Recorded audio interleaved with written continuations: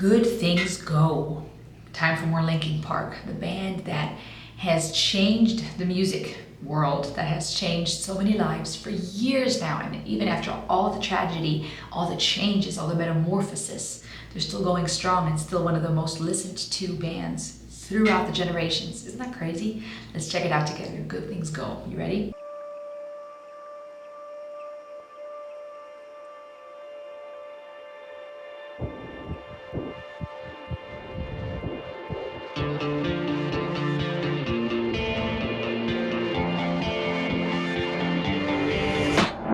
Feels like it's rained in my head for 100 days.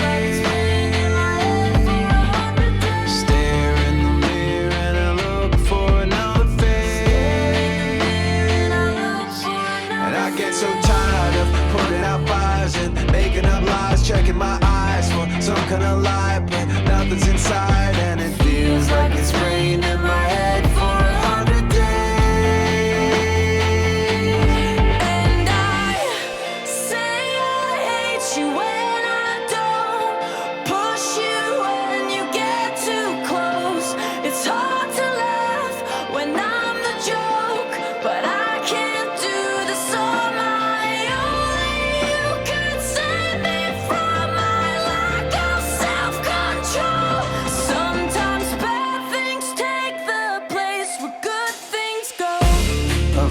For forgiveness 100 times. Believed it myself when I halfway apologized. And it's not unfair, I'm asking for prayers, but nobody cares, going nowhere, like falling downstairs while everyone stares. No one's there when I've asked for forgiveness 100 times.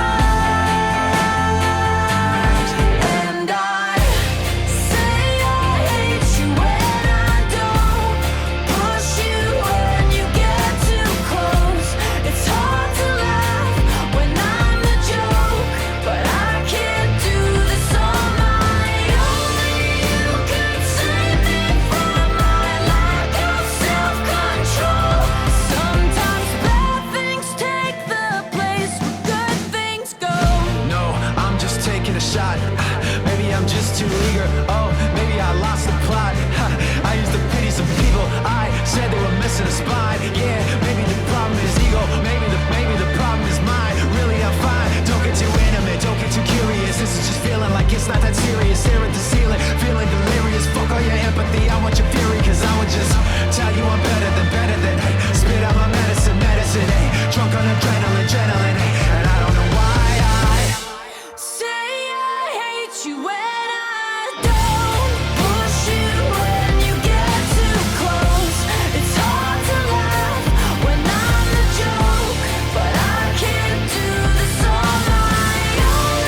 You can save me from my lack of self-control, and I won't make excuses for the pain I caused us both. So thank you for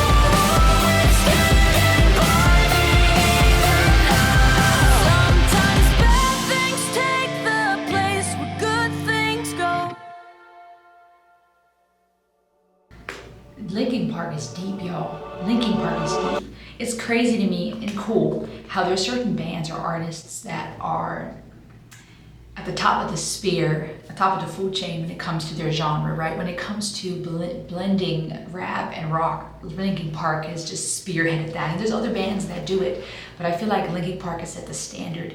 And I love how you can have a song that's either crazy in composition and just takes you all over the place, to a song that here the musical composition felt straightforward, but it carried throughout, and the focus to me was the lyrics and how profound and relatable they are.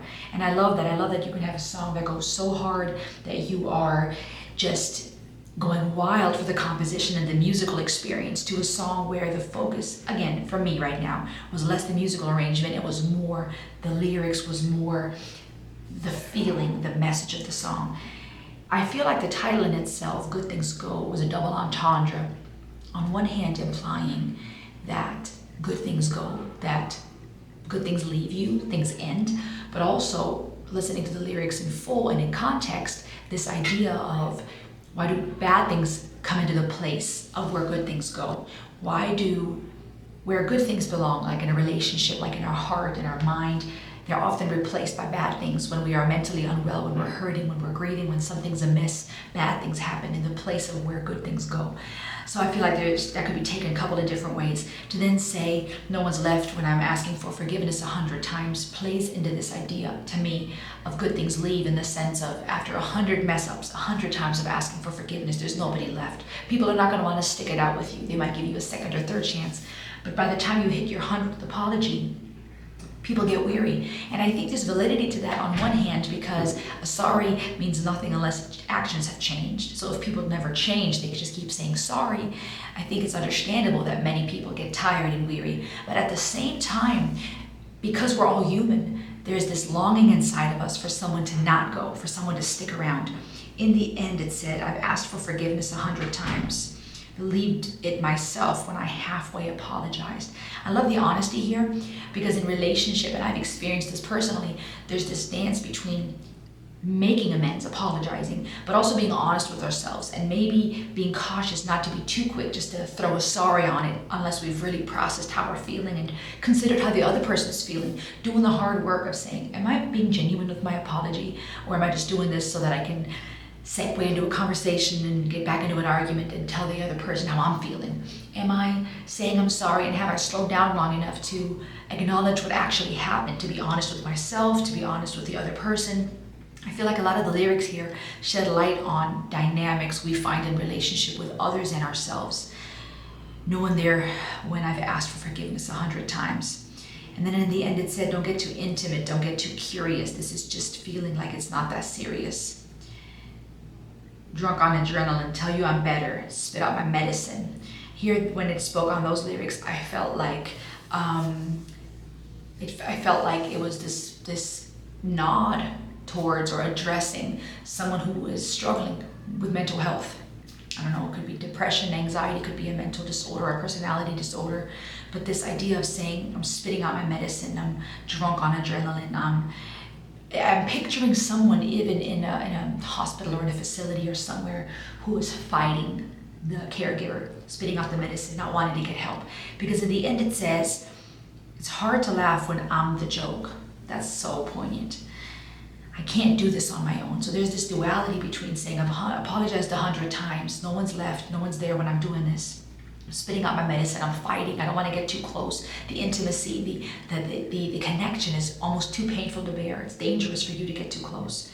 But then to admit, I can't do this on my own. I love that, because it takes this journey from saying, this is hard, but I need somebody. The honesty here, and to then end with, thank you for always standing by me, even though sometimes bad things take the place where good things go. It's so powerful. It makes me think that this could be a song towards caregivers, nurses, doctors, therapists, healthcare providers who care for people who are struggling mentally and physically, who are there for them again and again and again, who are being pushed away, spit at, who are doing their best. A person saying, thank you, because I can't do this on my own. I push you away, I say sorry 1,000 times, but thank you for standing by me when bad things come into the place of where good things go, like in our mind, when bad things enter up here where actually there should be good things, or when our heart is hurting and there's bad things, or painful things where good things belong. But it could also be a song towards a friend, a loved one who has been loyal and has been there for that other person. It's this honest love song about the mental struggle, but also honesty. It could be a song towards ourselves, saying, hey, thank you for sticking by me. You know, I make this hard on you. I don't love you enough. I don't care for you enough. I abandoned you, but thank you for standing by me, even though bad things take the place where good things go sometimes. Powerful song. I love how they keep just finding ways to talk about mental health and addressing relatable stuff. It's so good. What do y'all think about this one? Subscribe. I'll see you on the next try.